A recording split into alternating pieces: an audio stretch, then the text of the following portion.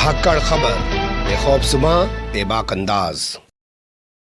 पूरे उत्तर भारत में सबसे महंगी बिजली कहीं वसूली जा रही है तो आपसे वसूली जा रही है, उत्तर प्रदेश के किसानों से। और कोई जवाब जब बनता नहीं है तो एक फुटबॉल की तरह जनता को कहीं और ध्यान भटकाने के लिए कोई नई योजना लेके आते हैं। कहां से लेके आते हैं, ऊपर से लेके आए मुझे नहीं मालूम। कौन इनका एडवाइजर है, कौन इनको सलाह देता है, क्योंकि ये शेर की सवारी है। उनको साबित करना है कि मोदी जी ने ऐसा काम किया जो 70 साल में नहीं है। मुझे तो लगता है 70 साल में अच्छे ही काम हुए होंगे। जब से आए नए नए आविष्कार कर रहे हैं, नए नए प्रयोग कर रहे हैं, बिना सोचे समझे, बिना देश की मिजाज, देश की परंपराओं को बिना समझे आपने आग में झोंक दिया। भाई एक ईमानदारी करी कि नाम सही रखा अग्निपथ, को आग में झोंक रहे हो तुम नौजवानों।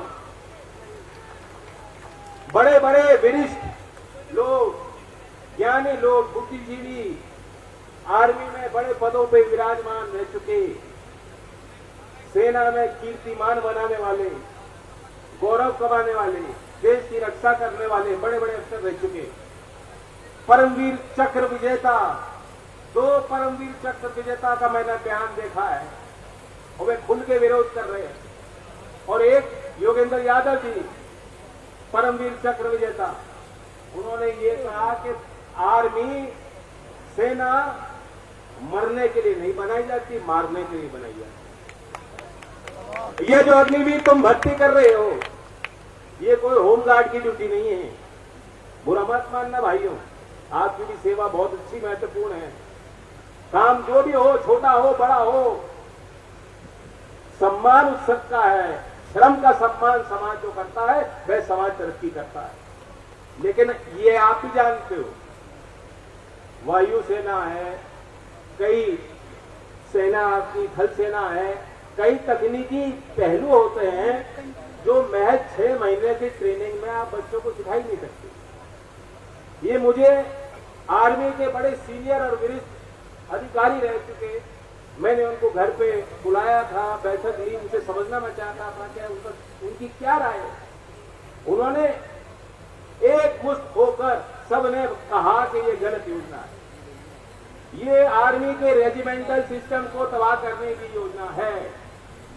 कुछ ना कुछ इसके पीछे षड्यंत्र है कि जिस क्षेत्र में हर गांव में हर घर की तस्वीर है कि आपके चाचा हो, आपके पिता हो, आपके पूर्वजों ने सेना में गए हैं, शहीद भी हुए हैं, कुर्बानियां दी हैं, सेवा करी है, ये उस परंपरा को ध्वस्त करना चाहते हैं। इनकी मंशा है कि जिस क्षेत्र से आज, जिस क्षेत्र का बोलबाला है, उस क्षेत्र का नाम मिटा दिया जाए, उस क्षेत्र से कोई नौकरी ना दी जाए, उन लोगों को वंचित रखा जाए।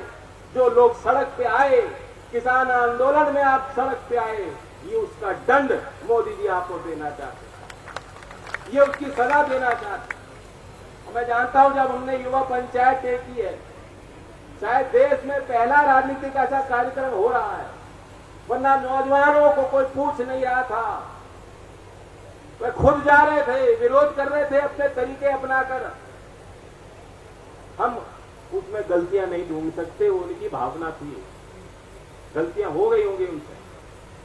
लेकिन पहला राजनीतिक कार्यक्रम हमने कहा कि हम देंगे मंच नौजवानों को, मिलना चाहिए नौजवानों को मंच।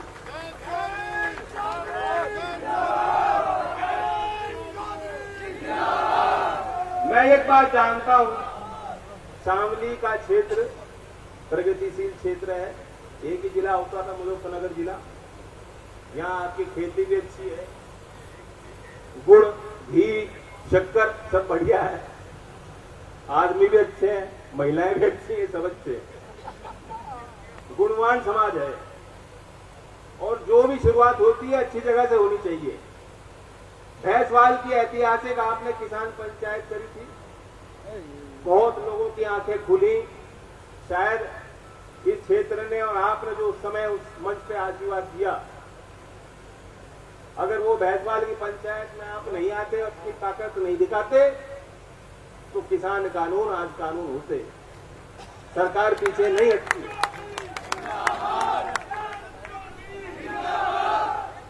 मैं जानता हूं कि हमने युवा पंचायत तय की है, तो पुलिस वालों को गांव गांव भेजा जा रहा है।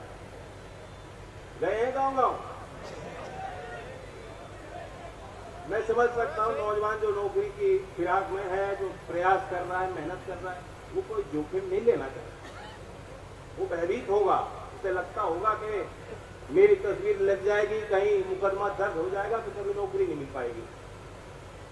लेकिन आपके घर परिवार के ये जो लोग बैठे हैं, अब घर परिवार को तो हम लोग समझ सकते हैं, और जिसके ना आगे ना पीछे, वो क्या जानेंगे? जिसका ना आगे ना पीछे, कोई फिक्र नहीं, जैसे खेत में घूमते हैं ना बिजार, नो टेंशन। हम और आप तो टेंशन वाले हैं, हमें टेंशन मिलती है, हमें सताती है, आगे की चिंता हमें करनी है। और इनका बस चलेगा तो कुंवारे रह जाओगे नौजवानों। अब रिश्ता देखने जाओ तो क्या बताओगे? पेंशन मिल रही है, रिटायर हो गए 4 साल में, क्या बताओगे?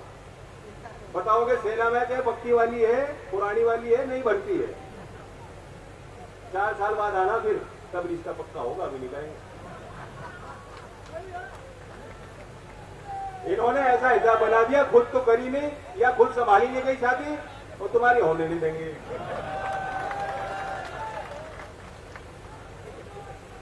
मैं पुलिस वालों को भी कहना चाहता हूं, ड्यूटी तो ड्यूटी होती है, आपको बताया जाता है, आप कर रहे हो, लेकिन होशियार हो जाओ, सतर्क हो जाओ।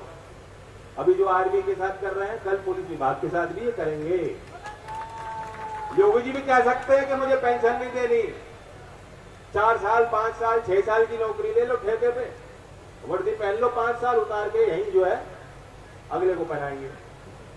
ऐसी योजना बना रहे हैं। पैसे की बचत करनी है इनको, आर्मी में पैसे की बचत दिख रही है। आप कोई हिसाब लगा के आर्मी में जाते हो बच्चों, ये देख के जाते हो कि हमें तनख्वाह मिलेगी? नहीं, ये जज्बा है, भावना है, और सरकार हिसाब लगा रही है, तोल रही है आपको। और जब आप जाओगे 4 साल के बाद लौटोगे, आप ये भी नहीं कह पाओगे हम सेना में थे। कोई दर्जा नहीं, कोई बेनिफिट नहीं। दिल्ली में आपने देखा होगा सेना का इतना बढ़िया अस्पताल है, आरआर हॉस्पिटल, और सेना में जो कार्यरत रहे हैं जीवन भर, उनको कहीं भी कोई दिक्कत हो जाती है, एम्स में जगह नहीं मिलती, सरकारी अस्पतालों में जगह नहीं मिलती, लेकिन उत्तम स्वास्थ्य की चिकित्सा की जो सुविधा है वो आरआर हॉस्पिटल में मिल जाए। लेकिन ये जो 4 साल के अग्निवीर बनेंगे, इन्हें नहीं मिलने वाली।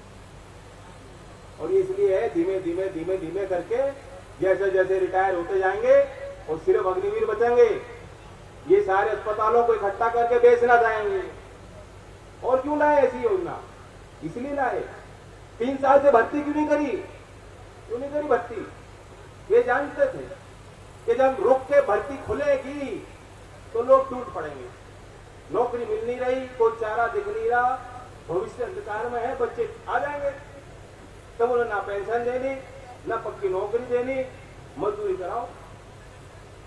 ये इनकी विचारधारा।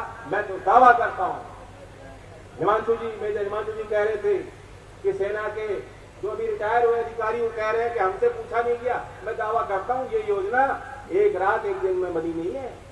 3 साल पहले ही मोदी जी तय कर चुके थे कि भर्ती खोलेगी नहीं, और जब भर्ती खोलेंगे तो ऐसी भर्ती खोलेंगे जिसमें नौकरी ना देना पड़े, पेंशन ना देनी पड़े।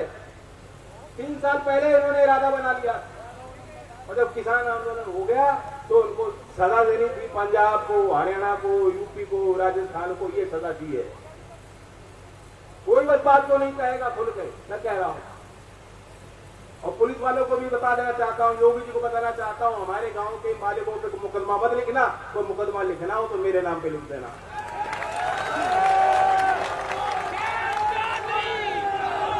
क्योंकि अभी पर्चा भरा, अभी जब मैंने पर्चा भरा एमपी का तो वो खाना बिल्कुल खाली था। एक आध मुकदमा तो लिखना चाहिए ना, वरना डिस्क्वालीफाई हो जाऊंगा। लोग कहेंगे राजनीति लायक नहीं है, इनके खिलाफ कोई मुकदमा नहीं है, देश के कहीं थाने में कोई मामला दर्ज नहीं है। तो अगर शुरुआत कहीं हो तो ऐसी हो ये नौजवानों के खातिर। और आज मैं घोषणा करना चाहता हूं, क्योंकि पंचायत है, पंचायत में फैसले तो लेने चाहिए। हमने पंचायतों का सिलसिला शुरू कर दिया और हमारी मंशा है कि खुला मंच होगा। कोई छात्र नेता हो, कोई हमारे गठबंधन के साथी जो हमारी पार्टियां हैं उनके नेता। आज मैं धन्यवाद करता हूं, संजय जी आए, इकरा जी आई, समाजवादी पार्टी की तरफ से समर्थन मिला। युवा हल्ला बोल जो राष्ट्रीय संगठन है, नौजवानों के बीच बहुत बेहतर काम करता है और जिसके अनुपम यादव जी को दिल्ली में तिहाड़ में बिना किसी ठोस, उसके बिना किसी मुकदमे के बंद करके रख दिया था जब वो अग्निपथ के विरोध में आए थे सड़क पे। उनके प्रतिनिधि भी आए, रजत यादव, उन्होंने अपनी बात रखी। तो हमारी ये सोच है कि एक तो इस पंचायतों का दौर जारी रहेगा। अगर आपका आशीर्वाद हो, जो भी भाई सक्षम हो, जहां भी पंचायत हो रही हो जरूर पहुंचे। मैं ये कहना चाहूंगा, अब डर भी निकल जाएगा, भाइयों को जाके बता देना कोई मुकदमा नहीं होने वाला, तो मेरे खिलाफ लिखेंगे नहीं।